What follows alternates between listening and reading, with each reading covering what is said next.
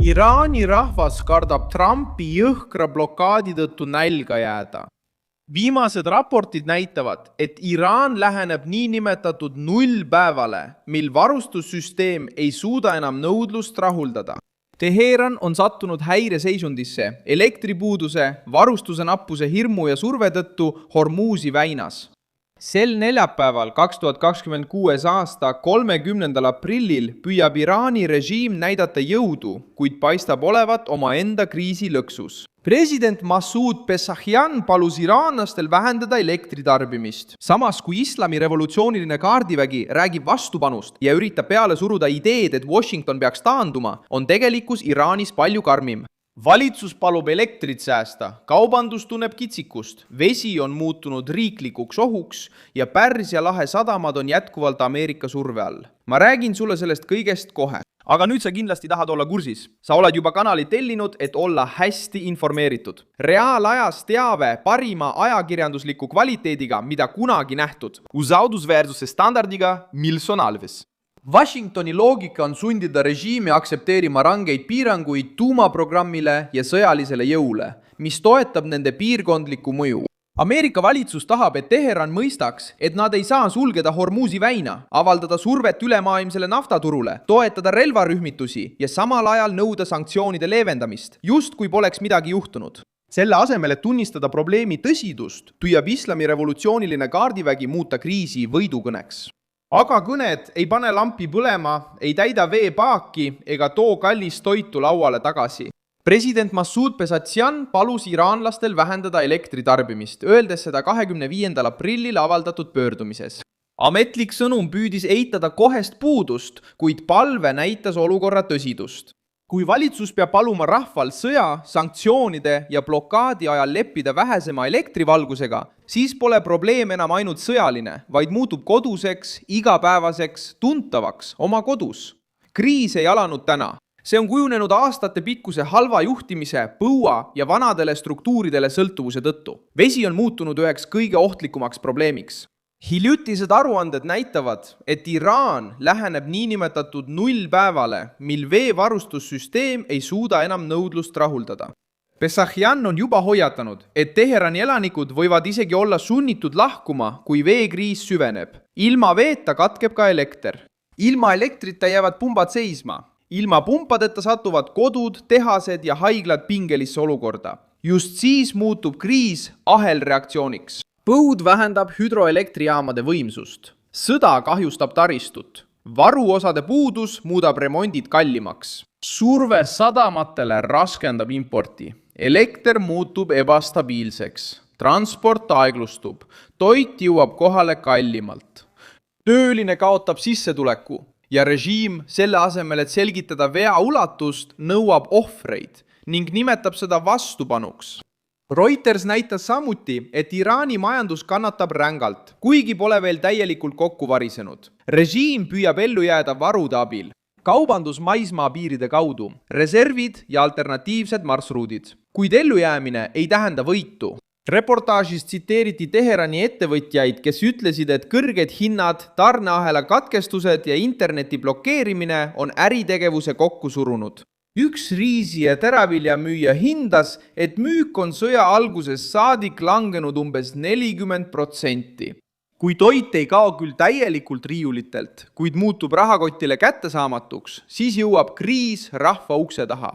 Kallis toit, väiksem sissetulek, ebakindel transport ja hirm, et varustamine halveneb veelgi, kui Hormuzi väin jääb suletuks. Tavaline inimene ei ela ametlike teadete najal. Tema toimetulek sõltub riisi, leiva, kütuse, ravimite ja elektriarve hinnast. Kui kõik need asjad tõusevad korraga, kaotab propaganda oma mõju. Režiim võib öelda, et peab vastu. Rahvas on see, kes maksab. Bandar Abbase sadam näitab, et Iraani haavatavus ei ole tekkinud alles nüüd. 2025. aasta aprillis tabas suur plahvatus Shahid Rajai piirkonda Iraani suurimas sadamas, jättes vähemalt 18 surnut ja üle 700 vigastatu, teatas Reuters.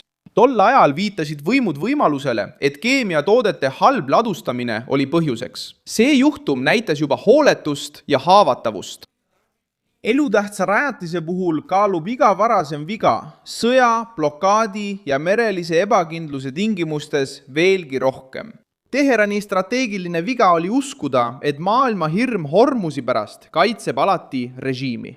Pikka aega see ähvardus toimis, sest väin on elutähtis energia kaubanduse ja väetiste jaoks. Kuid praegune kriis on näidanud ka teist poolt. Kui Iraan sulgeb tee, isoleerib ta end ise. Kui ta püüab läbipääsu eest tasu nõuda, saab temast sanktsioonide sihtmärk. Kui ta kasutab islami revolutsioonilist kaardiväge laevade hirmutamiseks, ehmatab ta kindlustusseltse, laevandusettevõtteid ja ostjaid. Režiim tahtis kontrollida kraani, nüüd avastab ta, et sõltub sellest ise samuti. Ameerika positsioon on karm, sest Trump näeb seda hetke võimalusena murda aastakümneid kestnud väljapressimist. Sofan Center märkis, et Washington usub, et Iraani sadamate blokeerimine võib sundida järeleandmisi tuumaprogrammi osas. Sama analüüs tõi esile, et Iraani juhid tahavad vastu seista, panustades nafta hinna tõusule ja rahvusvahelisele poliitilisele survele Trumpi vastu. See on Teherani arvestus, kannatada praegu, et hiljem proovida parem kokkuleppe välja kaubelda. Kuid see arvestus jätab tähelepanuta ühe lihtsa küsimuse. Kui kaua rahvas vastu peab? Islami revolutsiooniline kaardivägi püüab vastata ähvardusega. Nad ütlevad, et blokaad on rikkumine, räägivad vastureaktsioonist, kinnitavad, et alistumist ei tule ja püüavad näidata, et ka Ameerika Ühendriigid on surve all. Aga erinevus on selge. Washington on poliitilise ja majandusliku surve all. Teheran on eksistentsiaalse surve all. Ühelt poolt seisab Trump silmitsi nafta hinna ja kriitikaga. Teiselt poolt seisab Iraani režiim silmitsi ebastabiilse elektriga, nappide veevarudega, pankrotistuvate ettevõtetega, raskustes peredega ja noortega, kes enam ei usu ametlikku retoorikasse. Läbirääkimised Islamabadi ümber on muutunud selle ummikseisu sümboliks. Ameerika esindajad olid seotud uue kõneluste vooruga, kuid edasiliikumine peatus. Iraani režiim soovib arutada leevendusi, Hormuzi väina läbipääsu ja garantiisid. Washington soovib reaalseid piiranguid tuumaprogrammile ja Teherani võimekusele kasutada piirkonda kilbina, seataks piirangud. Läbirääkimised ei edene, sest mõlemad pooled teavad, et praegu järeleandmine maksab neile midagi. Aga Iraani jaoks kaalub iga viivitatud päev nende sees palju. Ja just seetõttu tundub jutt alistumisest nii absurdne.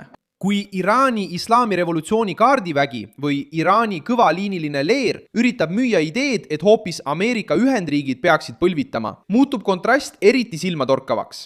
Just Iraani kodaniku kutsutakse üles energiat säästma. Just Iraani kaubandus müüb vähem. Iraani sadamad on need, mis on surve all. Iraani vesi on see, mis on piiri peal.